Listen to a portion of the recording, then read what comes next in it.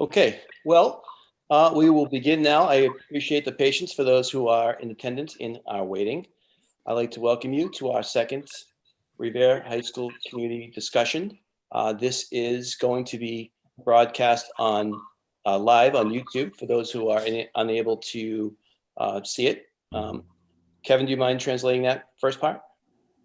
Primeiramente, obrigado pela paciência, por vocês que estão esperando na sala de espera. Nós estamos nos reunindo aqui para começar a nossa segunda reunião. Obrigado a todos pela participação e o conteúdo também vai estar disponível no live do YouTube para aqueles que não puderem participar nesse momento. Obrigado pela presença de todos. Thank you. And Sandra, do you mind as well?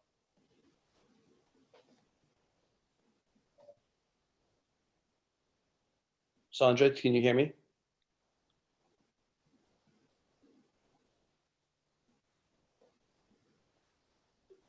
Sí. Y solamente le dejamos saber que la conexión también va a estar directa en vivo en YouTube channel. Muchas gracias por su espera.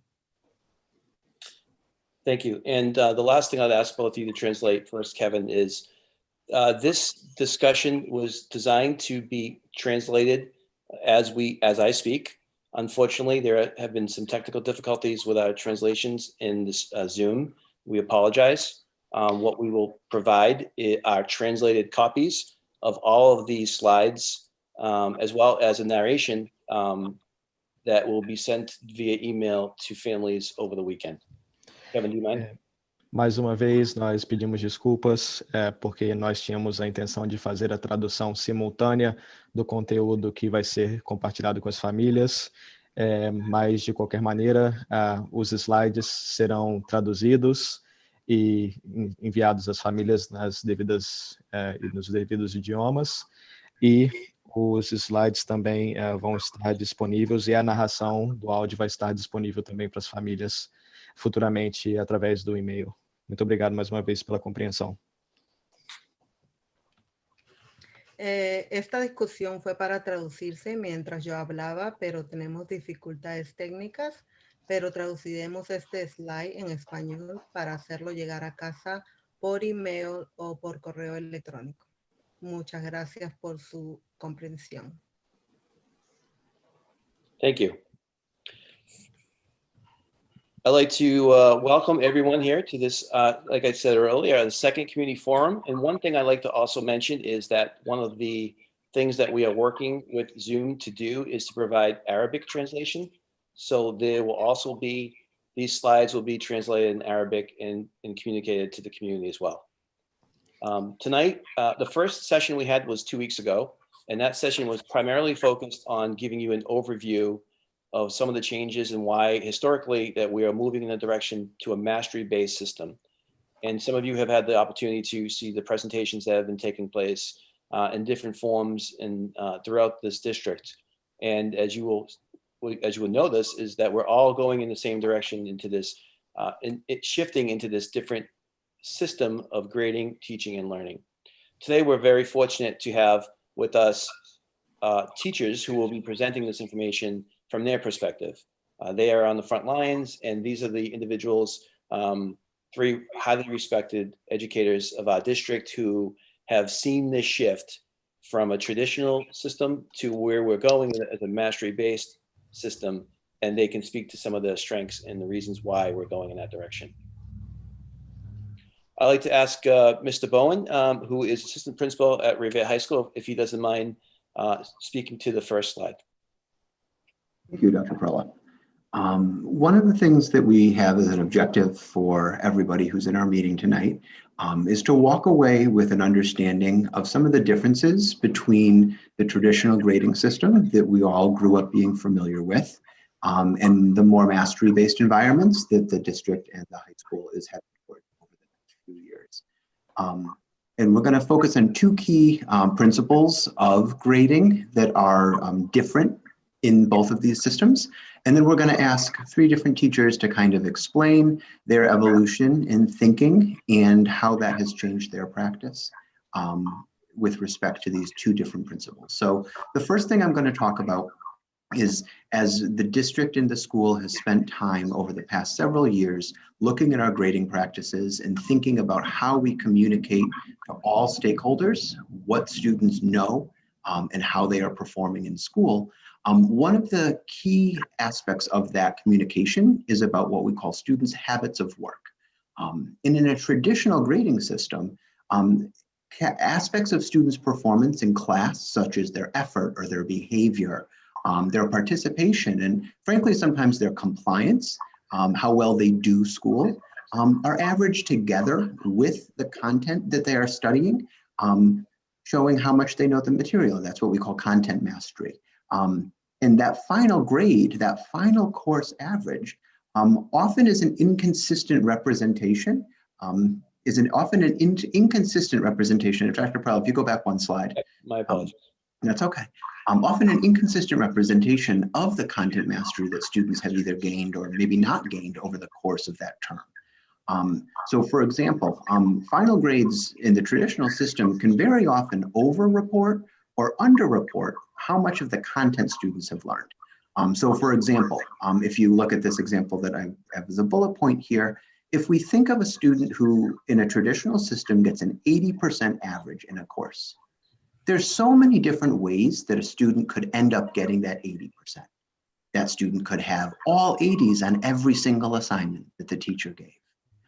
That student could have some very high grades, and because of some poor homework completion or late work or other factors in terms of class participation, could end up with an 80 average for the final that really doesn't communicate the exceeding level of competency that that student has shown.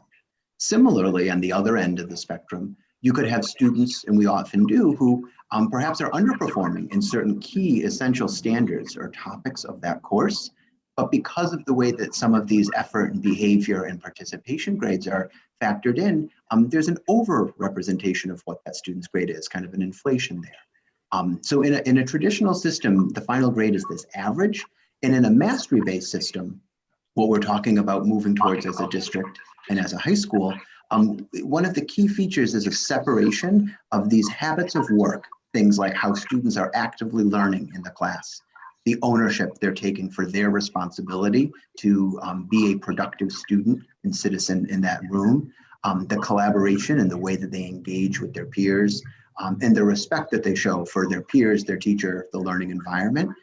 We call those habits of work. We value them as essential skills that are crucial for success in high school and in times after high school, in post-secondary school and college. But we report them and we move to reporting them alone. They stand separately from being wrapped up with the grade that gives the students content mastery. So that's one feature that teachers will be talking about, and we just want to make sure everyone here is sort of familiar with the language, what we are talking about when people reference habits of work. Thank you, Dr. Prell. Next slide.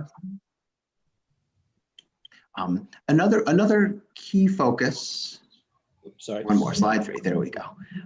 Another key focus in terms of how we have been thinking and evolving our grading practices as a school and as a district is this concept of focusing on mastery, focusing on what are the essential elements of a course that students need to really be expert in order to say that they're proficient in that content.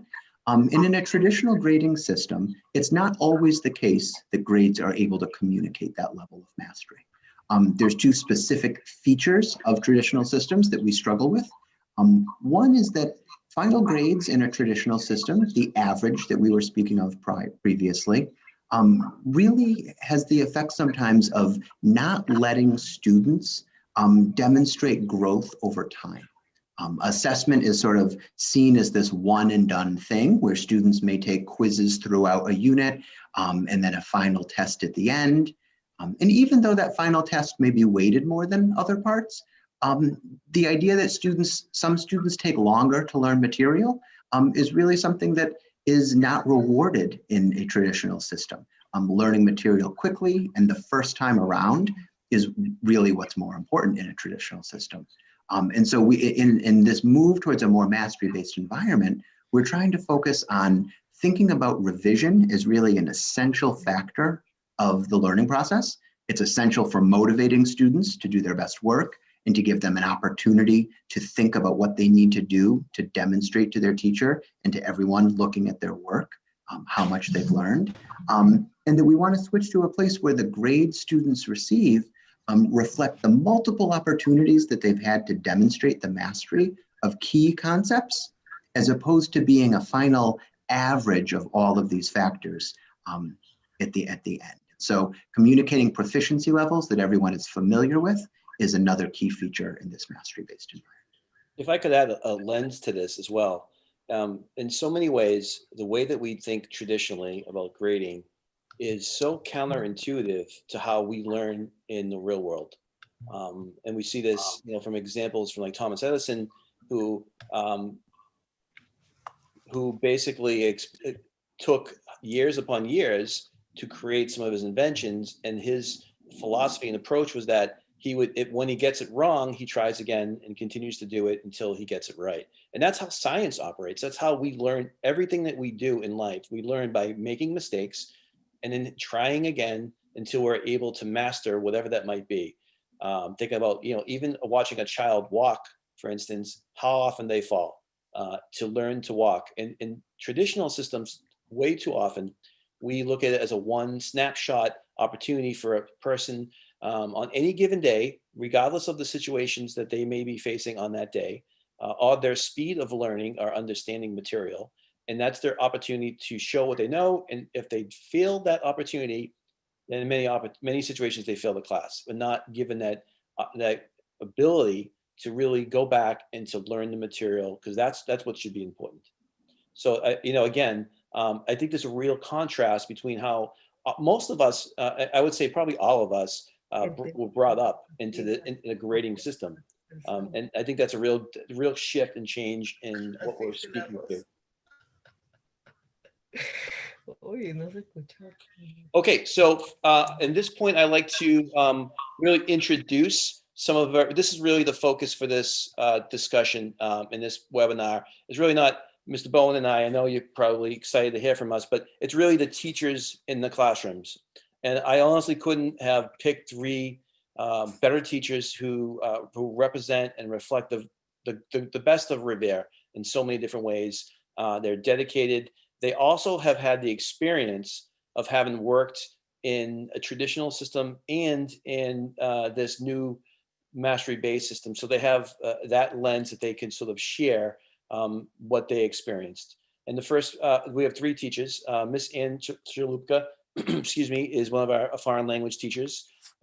Miss Nigdelioglu is a mathematics teacher, and Mr. Josh Miranda is in our physics department. And we're going to begin with Miss Chalupka.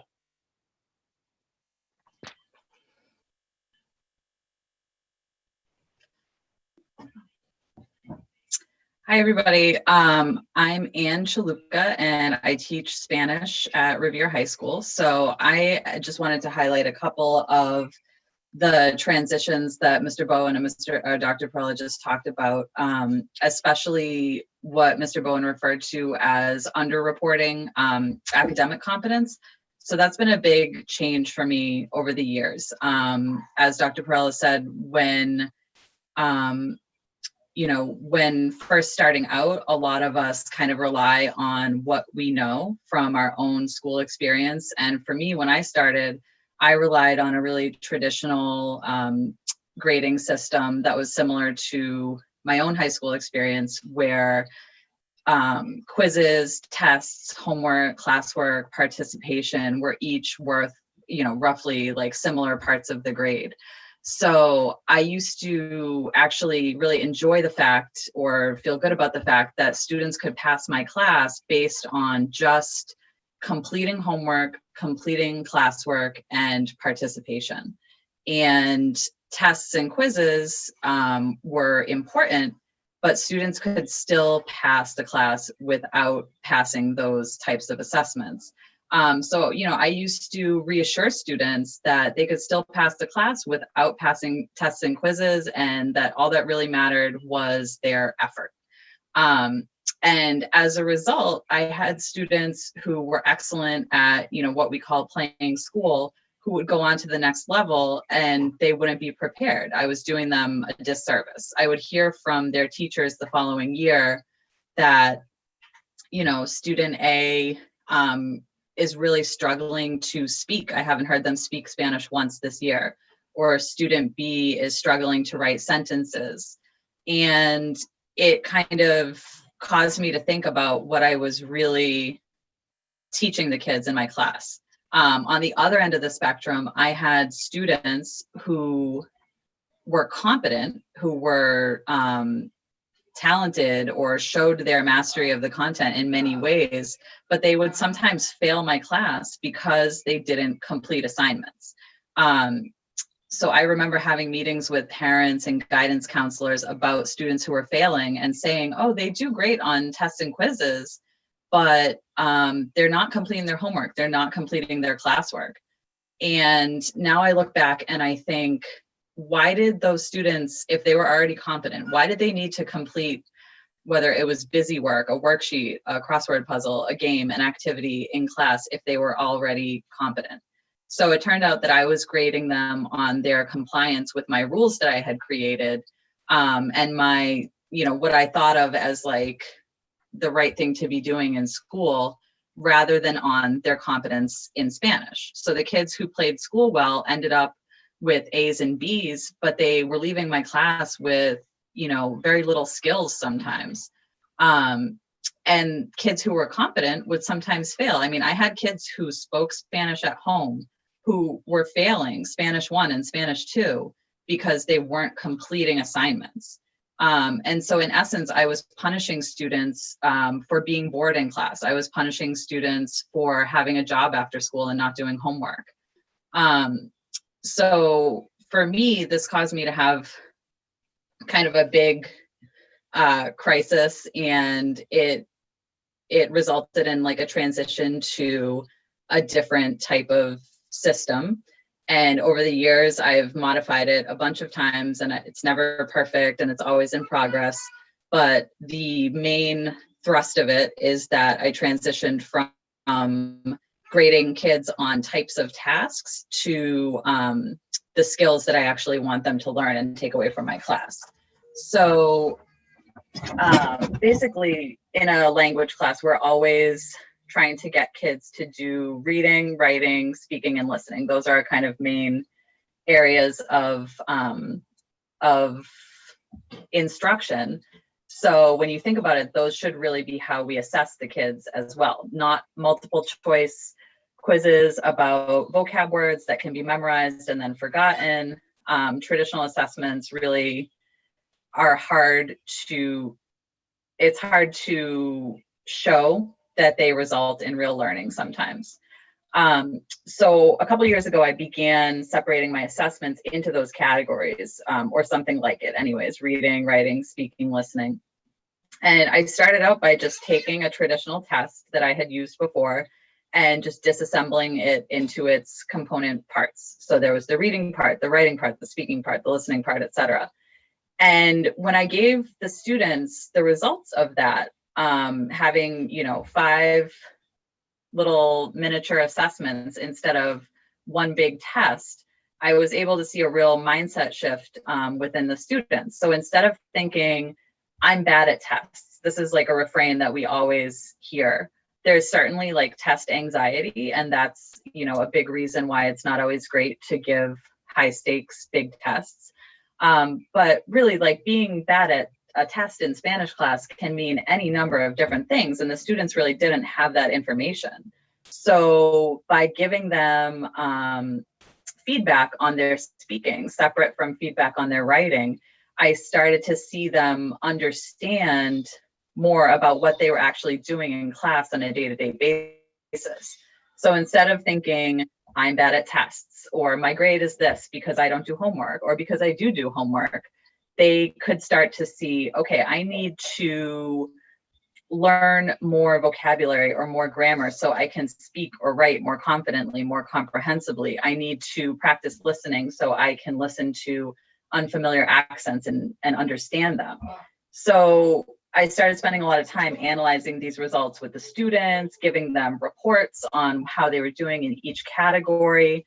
And it really helped, like, both as a teacher, for me to be able to see where the class is going, and so I could tailor my whole class instruction, but also to help students kind of use that feedback to tailor what they're going to work on, what their area of focus would be.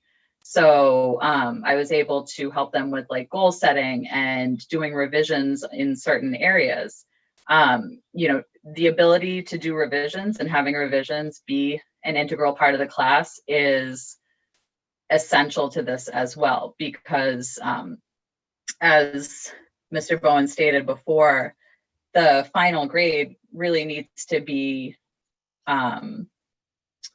reflective of what a student has learned by the end of the semester, not based on an average of, you know, say failures, or as Dr. Perella mentioned, like, you know, when a child is learning to walk, if you were to average together all of those grades, the child would probably end up with an F in walking because they failed so many times along the way. So those are just a couple of the kind of major changes that have helped me kind of see the value of this transition over the years. And yeah, I mean, my students have, I think, really benefited from it. And I know, you know, what I hear from teachers when my students go on to AP Spanish or Spanish 4 or whatever the case may be, I think that the results have been overall really encouraging. Thank you, Ms. Chalupka. Appreciate that perspective. Next, we're going to ask Ms. Nigdelioglu, who's a mathematics teacher in the district, to share her perspectives. Hi, I am Mrs. N, one of the math teachers at the high school, and I like to focus on my speech to two components of the new grading practices that really help with my teaching practices, as well as my students' learning and their growth. So I would like to talk about how grades are. So let me start from the beginning. Actually, as a math teacher, I want my students to believe that each and every one of them are able to learn math and do well with the help of strong work habits. So that's very ideal. Oftentimes I have students walking into the classroom that they already have the mindset that I'm not good at math, or they have the anxiety of the math, or they think that they're really great in the math, but then there's still growth to do. So like there's still work to do. So 4 years ago, when these students walk into Miss Ann's classroom, and then when, let's say Josh, a student who got a 50, we didn't know what this 50 represented, as Ms. Chalupka explained earlier. In Mrs. Ann's policy, 50 meant 20% of it is homework grade, 25% of it is quiz grade, and 15% of it is participation, and 40% of it from the tests. So ironically, as we all have been saying throughout this presentation, that we all know that learning takes time, requires practice, along with constant constructive feedback, especially for the math. A range of these learning tasks, the quizzes, practice assignments, the homeworks, teacher observations, journal entries that I've been mentioning, that is just part of my grading, meant to give my students and to me a sense of where they are on progress towards meeting those learning targets. It wasn't supposed to discourage students when they failed in the midst of learning process. And since they didn't complete their journey yet, they are learning, of course they will make mistakes until they reach mastery. Therefore, I chose not to count any of these learning activities into the grade in their final grade. I wanted my students to take risks, try, practice, make mistakes, learn from these mistakes, and try again.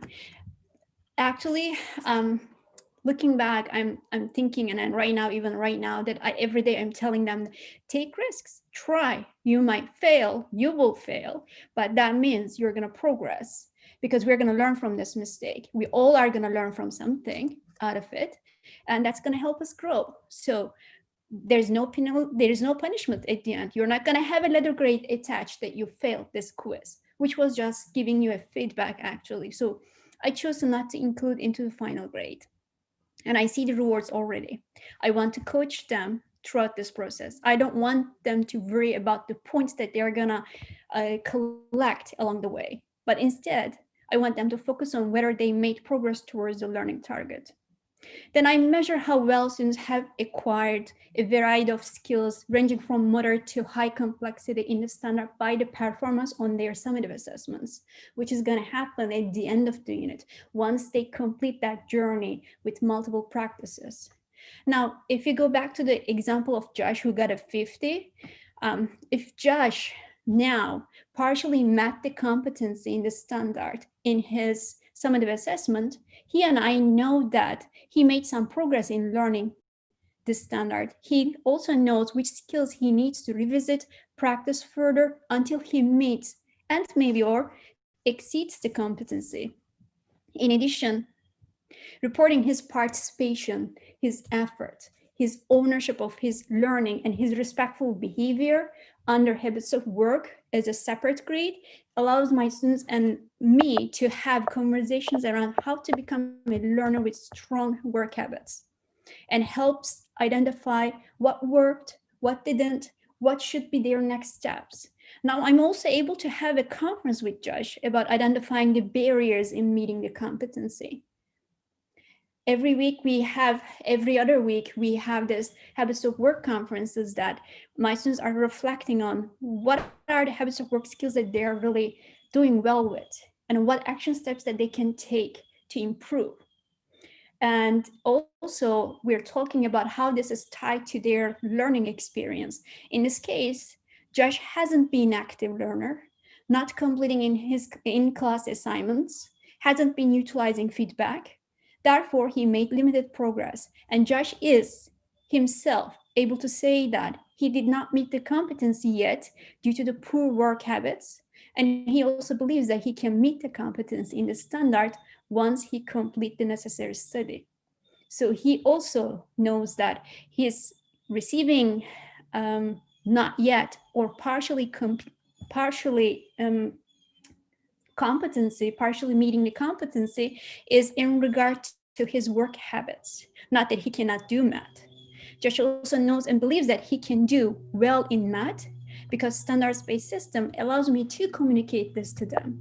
So these are my 2 cents in terms of like what I have been experiencing with my students with my shift to this new grading practices. I'm able to have more meaningful conversations with them. I'm able to help them to see the growth mindset or like literally start believing in it, because oftentimes I want them to believe that they can do well in math, but it just stays there that they don't get to see it. Now that I think I have the opportunity to have that possible to see for them, thanks to the grading practices so far. That's my experience. Thank you very much. And I think about that example you used with Josh. So often, in my experience, we got to know students who, for a variety of reasons, that at the end of the semester, their average is to a point, or actually even weeks before the end of the semester, their average is at a point where they cannot mathematically pass the class, no matter what they do, no matter how much they learned in the 4 weeks, the last 4 weeks, because they've already accumulated enough low grades in all the different tasks that at that point, again, mathematically speaking, when you're just doing averages, it doesn't work that you can get your average up enough when in reality, that does not demonstrate how much they know or how much they have learned and when they learned it. So thank you for those examples. Okay, the next speaker we had planned was Mr. Miranda, who unfortunately I'm hearing is having technical difficulties. And one of the beautiful things that happens when we do these things is we're able to use cell phones to communicate why or how a teacher in this case is having internet issues, which is again another reality of our today. I'm going to ask Mr. Bowen, who has worked with Mr. Miranda, if he could speak to some of the key points, because these are key points, and we want to make sure that we convey them for Mr. Miranda at this time. Mr. Bowen? I am here. Thank you, Dr. Perella. The two main points that Josh was going to talk about tonight was focusing in on this idea about how shifting students' conversations in class about the learning that they need to be doing away from the grades that they were receiving in his AP Physics class, which is one of the courses that he has kind of thought through some of these transitions and grading practices with, that those AP Physics students have had a shift in how they think and talk with him about their performance in class. When he switched to giving feedback based on the standards that students were or weren't meeting, as opposed to just giving students overall grades, he noticed changes in the students in terms of their work in class, in terms of how they thought about their grades. He noticed motivation to think about learning differently, to think about not so much thinking about which specific test a student needed to retake, but thinking about what skills or concepts or bigger picture ideas students were struggling to show mastery of. So he wanted to focus on two aspects of this. One was in terms of this idea of revisions in class, that giving students opportunities who might not otherwise have had those opportunities to relook at work that is very closely aligned to the standard that the teacher and the student know they're working towards, and be able to make revisions that show the teacher that they know the work that they're doing. The idea in his class is that learning is a process that's an ongoing process. And then instead of taking one test at the end of a unit or at the end of a semester, that's a one-shot deal, he can work with students and encourage them to try different experiences. And the worst that could happen for them is that they need to retake or revise the work that they did. He said a lot of time at the beginning of this work with his AP students, his advanced placement students, there was a lot of struggle and a lot of resistance because many of them didn't like being wrong. But being wrong is really such an important part of that learning process. And one of the changes by focusing on these revisions has really helped his students think through that there are times that they can try things, that they can mess up, that they can learn from what they've tried and they can try again. And really removing the punishment from that first assessment, the first quiz, the first time that students get a bad grade, has really sort of freed them to revise and to retake for full credit some of these assessments that now are letting kids take more risks in his class, that are allowing him to hold them to a higher standard, instead of giving in and giving a kid some credit for some points. He's in a spot now where he's able to ask them to go back and get the answer fully right, so that they can get full credit. And that shift away from thinking of assessment as a one and done thing, to this idea of working towards specific standards that you're constantly revising towards, really helped in his class, he says, focus kids and students on the learning that's happening as opposed to just the grade that they've gotten. That goes along with separating the habits of work from the content mastery piece, and really kind of changing how they think about the questions they ask him, as opposed to saying, what do I need to do to get these points back? The focus on learning is more asking questions to the teacher about what do I need to do to show you that I know this concept. And so I'm gonna leave it up to Mr. Miranda to correct me if I said things wrong, but I believe that is the gist of the points that we were talking about in preparing for his class. Thank you, Mr. Bowen. And I think one of the things you said that I really liked is this concept of learning is a process. And one of the expressions you'll hear a lot in education is lifelong learner. And the idea that you don't just go into a class and you master it and you get it and you move on.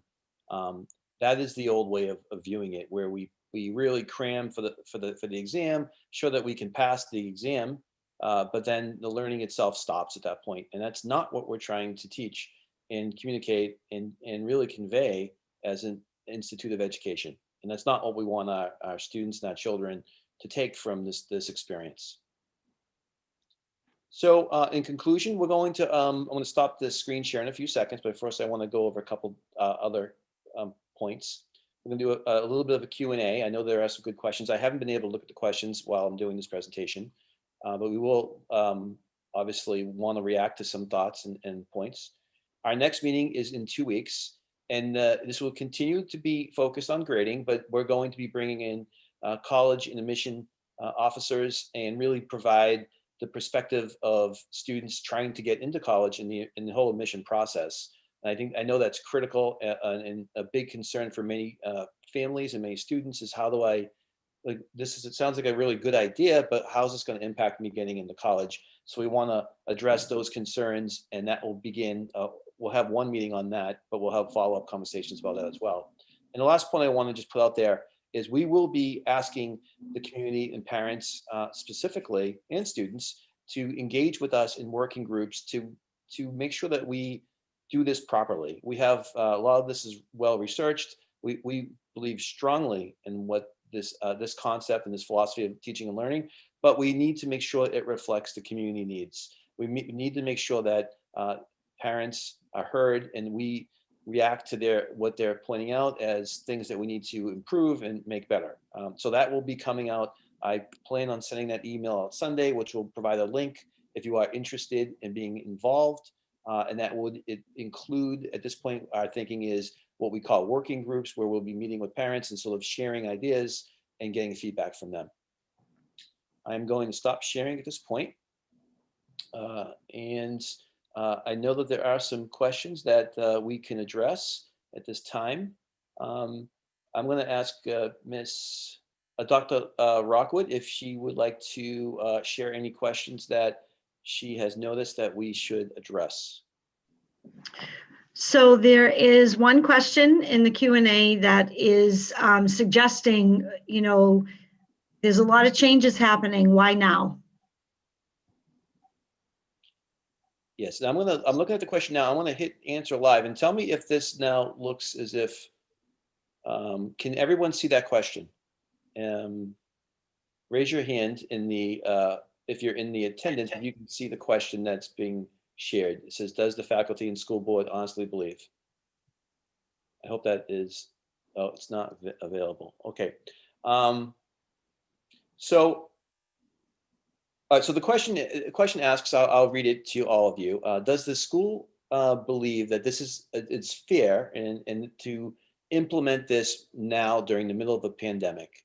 And the question continues, students are having a hard enough time adjusting to remote learning, and instead of letting them adjust to that, all these changes are being made. Why not wait until things go back to normal and we can then have a real community discussion and make these changes and not a Zoom call here and there?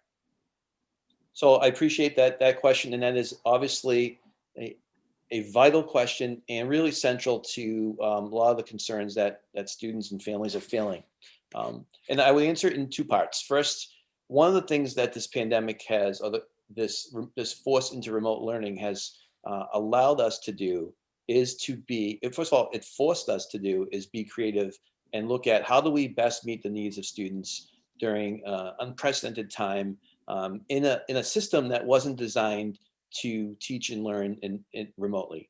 And basically what it did was it forced us to be creative and look at some of the flaws of traditional grading system that are made worse during remote learning. So a lot of the things that we've already pointed out to you are actually really compounded in this new setting because of all of the way that traditional teaching and learning was established was with all of those different safety nets in place when students are in our building for 6-7 hours a day, and then we can then have continuous contact with them.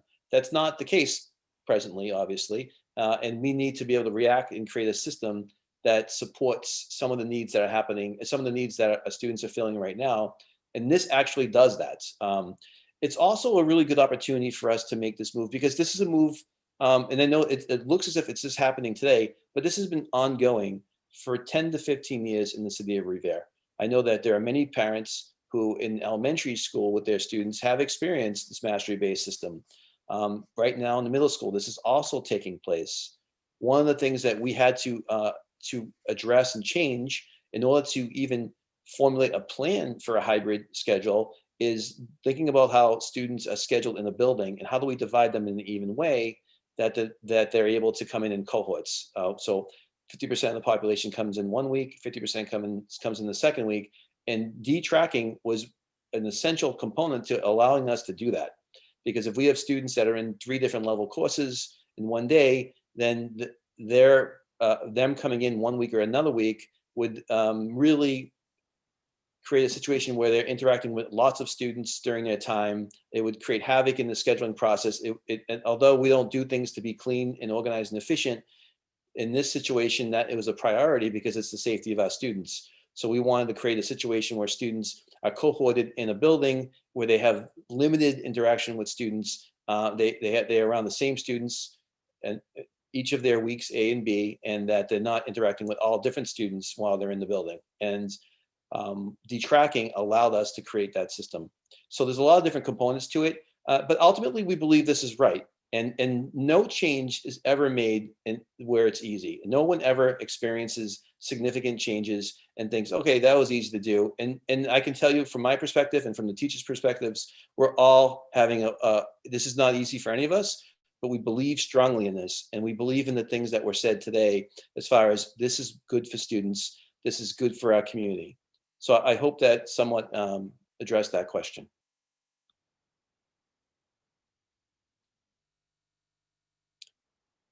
So we do have a question and answer section. I will look at the chat to provide, I know that there are some questions in the chat. So there was one question about like the match and being consistent with college and university acceptances. So I think that will be addressed in a future webinar.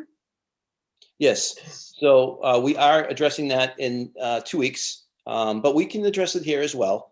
We do know that, colleges are really, the top tier colleges, the elite colleges, the Harvard, the Tufts, they all, in fact, agree with the changes that we're putting in place. They see the value in that. They don't use the traditional system of just looking at numbers to look at a student's value and to incorporate them into their school in an admissions process.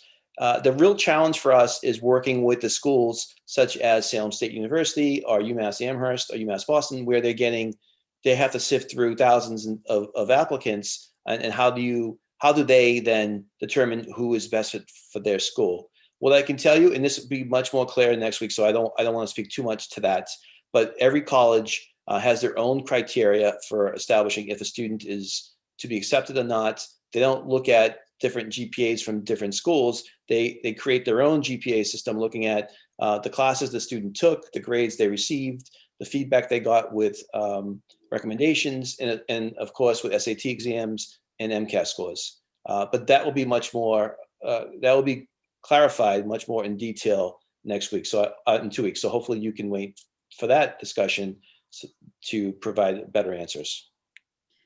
And there's just a couple of more here that are in the Q&A. There's a question about, are you going to be addressing any questions that were previously submitted? The attendee is asking, one question I submitted was why students are not accountable for having cameras on during class. Is this going to be counted for them or against them in habits of work? That's an excellent question. Thank you. So we obviously would much prefer for all students to show us their faces in classes. And it not just for obviously for the reasons of accountability and making sure that they're there and listening, but really importantly, it's a sense of community. One of the things that we've lost, really might be the most important thing that we've lost during the switch to remote, is that sense of community where people interact in almost like a familiar way. Unfortunately, however, we do know that there are a lot of circumstances, there are really tens of situations where there are legitimate reasons for not putting a camera on. And it really sort of runs the range from technology concerns and issues, bandwidth, internet bandwidth, which the video piece does take a lot of bandwidth, to situations in the home where students don't feel comfortable sharing their face. We do know, if you think about what teenagers go through and the amount of time and care they put into what they look like, we do know that there are lots of reasons why students would be uncomfortable. Our job is to provide the best environment that we can that allows them to feel as comfortable as possible, so that over time, we coax them into being more visibly involved. But we also supplement that with making sure that they're involved in other ways, through chatting, through private breakout rooms, through the work they submit. So to the original question, we will not be, that will not be demonstrated in their habits of work if they don't choose to use their camera. If they don't choose to engage in the work, if they don't respond, if they don't interact with the class or the work, then that would be a better reason for us to put that in their habits of work. Okay, one more question is, how does detracking help students at higher levels? I understand how this can level the field for most students, but research also shows that it can negatively impact and demotivate other students. Thank you. That's another great question, and I think a question that a lot of people are really struggling with, because one of the things that is essential for us is we do know that detracking provides a better environment for students, specifically the students that have been tracked into these programs at a very early age. And you think about the philosophy, right, of mastery-based systems, we don't want to penalize students because of mistakes they may have made in 6th and 7th grade. We want to give them opportunities to shine. There are numerous examples of students who didn't do well in school at different parts of their experience to only shine at other times. And our tracking system then puts them in these situations where they are unable to take specific higher level courses or get into classes.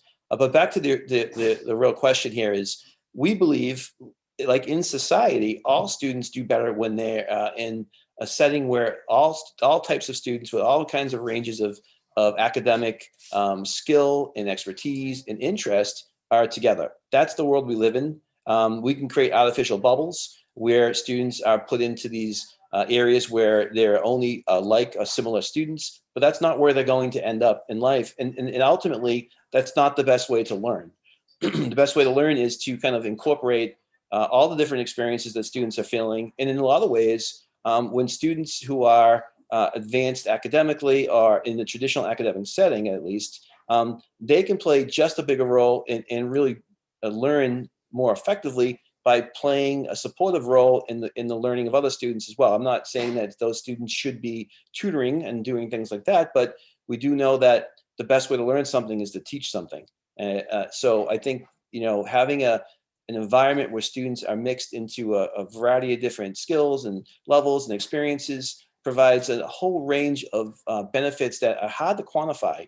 In our society, when we sort of separate and segregate way too often, we see the advantages of that outweighing the disadvantages. Okay, another question that was in the chat is, are the students going to be taking MCAS this year?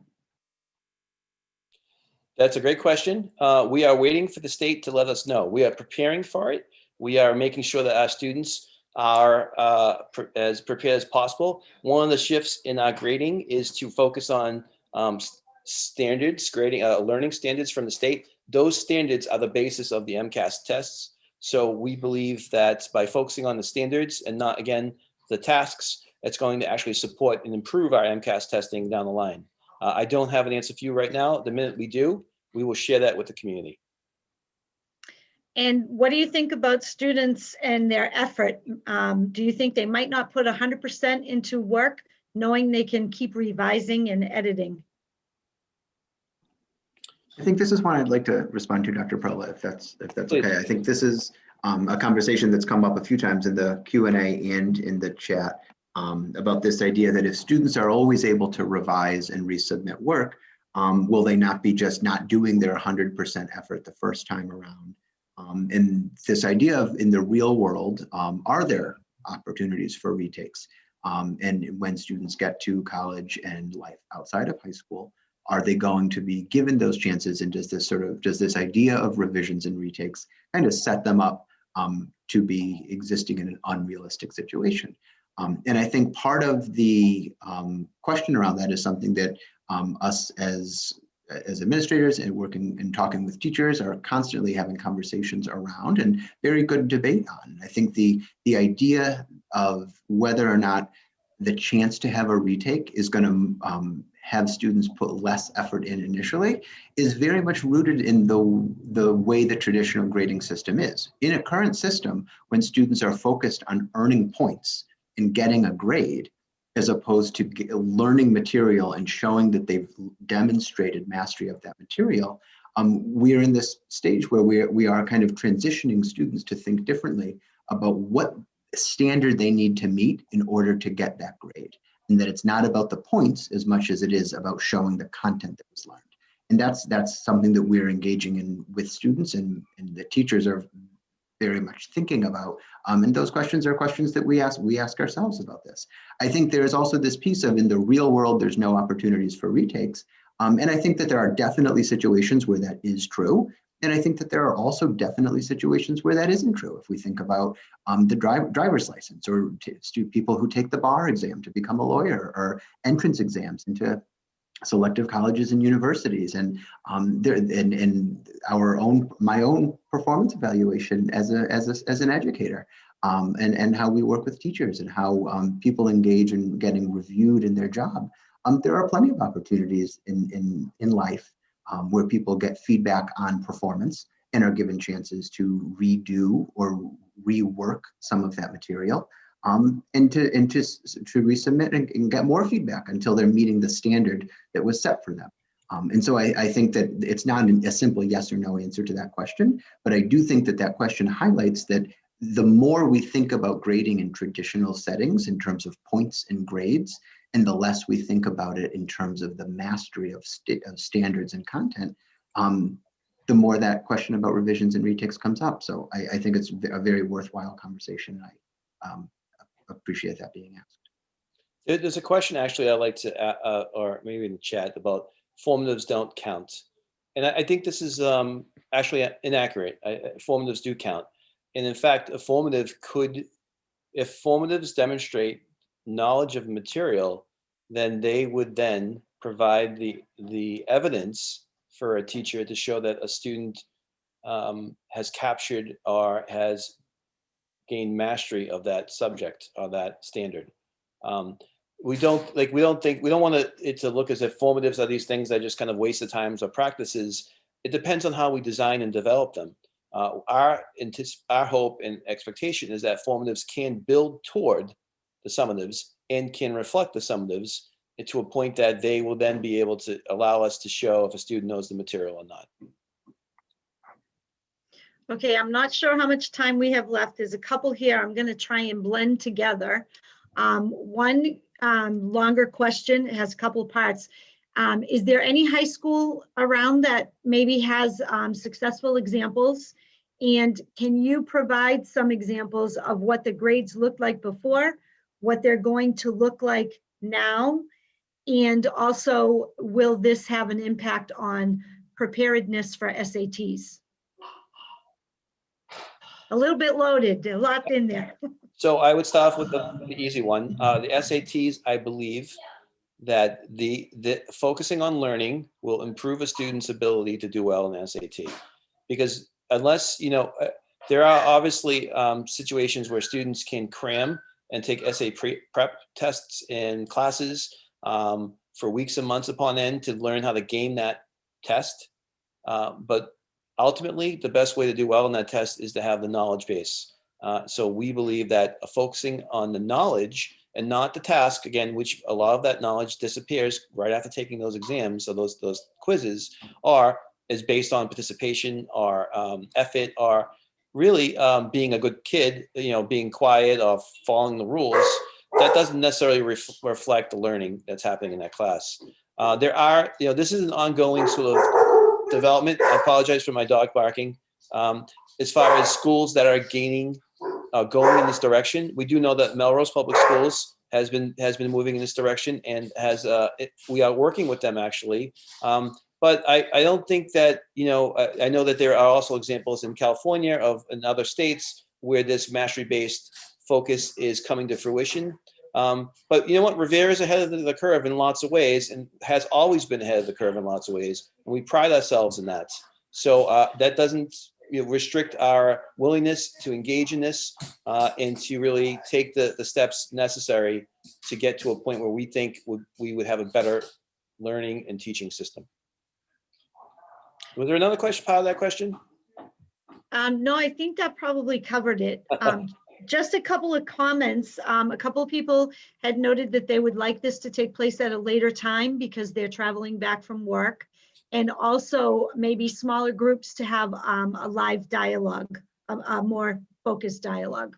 Those are great ideas. And in our working groups that we are going to be, this is the first, last two of these last two webinars was really sort of introductions to some of the changes, because we would hopefully have done this in live presentations at the school. But ultimately, what we know we need to do is engage with you on an entirely different level, which would require more communication, more collaboration, more give and take. This is a presentation, unfortunately, and we're able to answer some questions, but I know that probably all of you have questions, and all of you want to be engaged further in this discussion. So again, I hope that you look for the Sunday email that will have a link and some more explanation of what we're thinking of as far as those working groups. As far as the time, I will happily change the time. I think we can shift over to maybe a 6:30 or 7 o'clock. I think that would be very helpful for a lot of people. If that is helpful for a lot of people, then we can make that change. We have time for maybe one more question. Okay, how many absences are allowed for students every semester?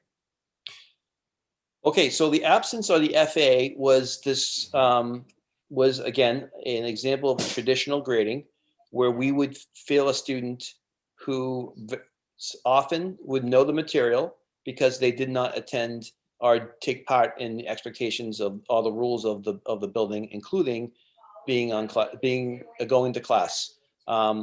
We understand there's a value in attendance.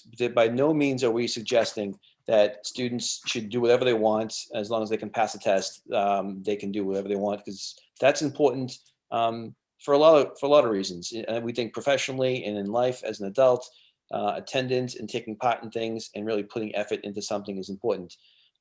However, we do know that, again, lots of students who may have missed 8 days of absences and where the limit was 7 had failed courses in the past when they knew the material.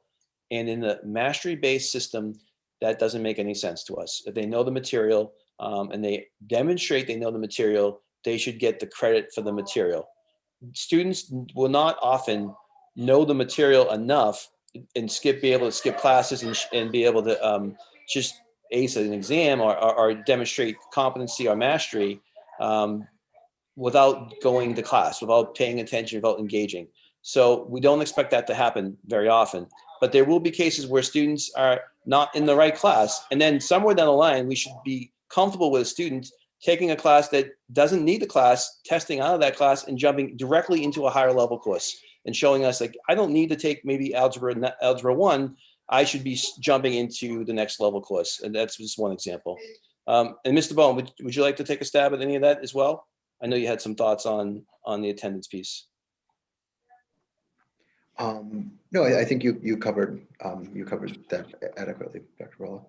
Okay, so it is 6 o'clock, and our plan was to have this for an hour webinar. We are going to have this every 2 weeks for the entirety of the school year. So this is not going to be something that fades away.